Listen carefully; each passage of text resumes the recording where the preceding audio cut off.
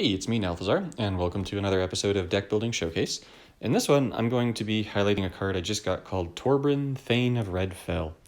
Now, Torbran's pretty cool because he's got that little second ability there that says whenever you cast a red spell, this creature deals 3 damage to any target. And that actually is a pretty strong ability.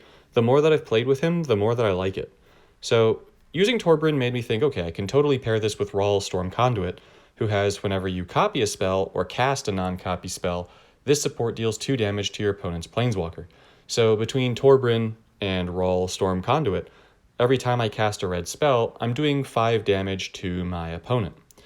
Which then made me think, alright, what's a great way to get a bunch of copies and cast a bunch of spells? And the simple answer is Thousand Year Storm. So this one's going to say that whenever you cast a non-copy spell, reinforce the support.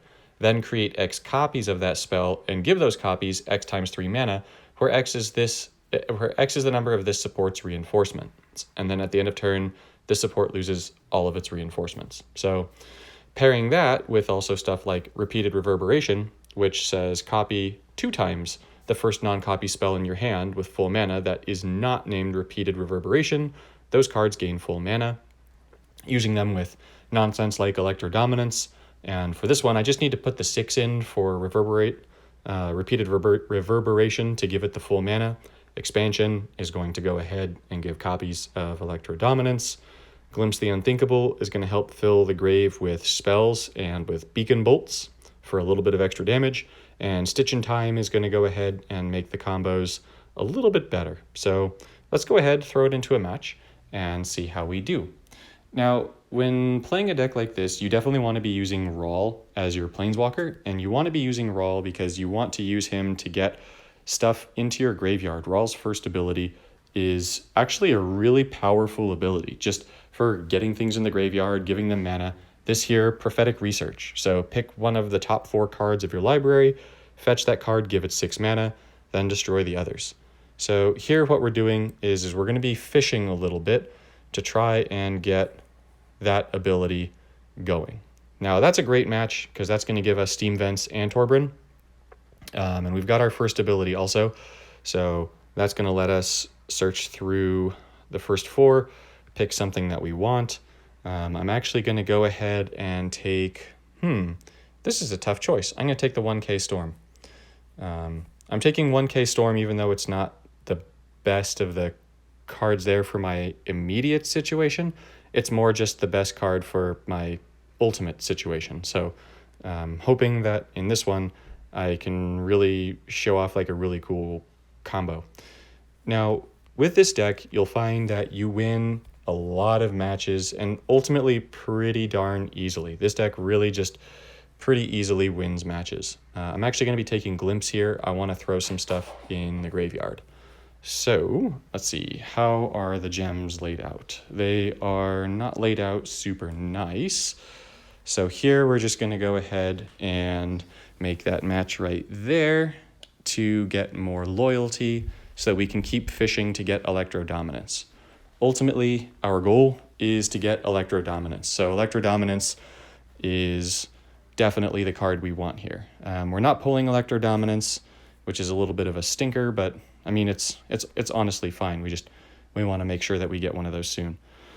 So looking here, I'm just going to keep going for loyalty. So I'm going to be making, ooh, that's unfortunate.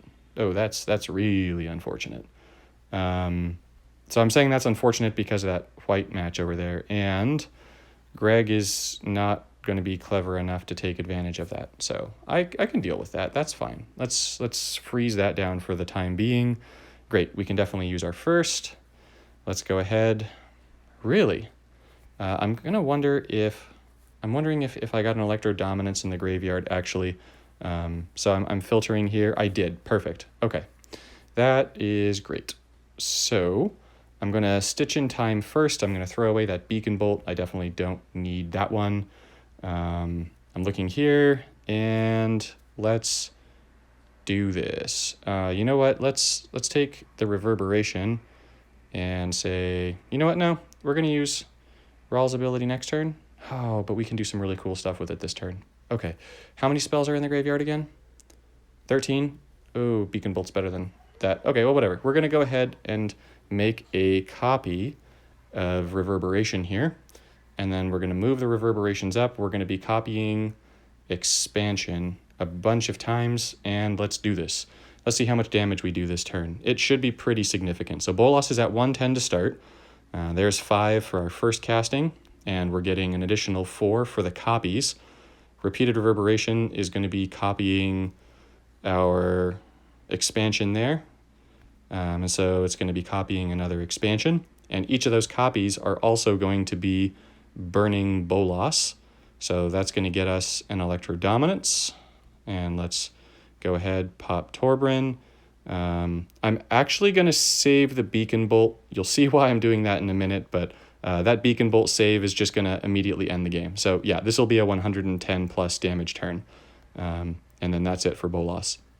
Now what's going to happen is the Beacon Bolt is not a copy. So when we get back to my being able to play cards from my hand because of the Stitch in Times giving me the bonus matches, or the bonus swaps, then that Beacon Bolt is going to cast, and then it's going to copy itself 6 times and get full mana for all 6 copies because of the Thousand Year Storm. So, all right, even without the Beacon Bolt, that was a ton of damage. We've got 6 extra swaps. So let's go ahead and mercifully end Bolas's life here with the Beacon Bolt. So that's going to be it for him. 1, 2. Oh, we don't even get to get all the copies because Rawl's just going to kill him. Boom, 110 damage, pure standard, pure zap, pure evil.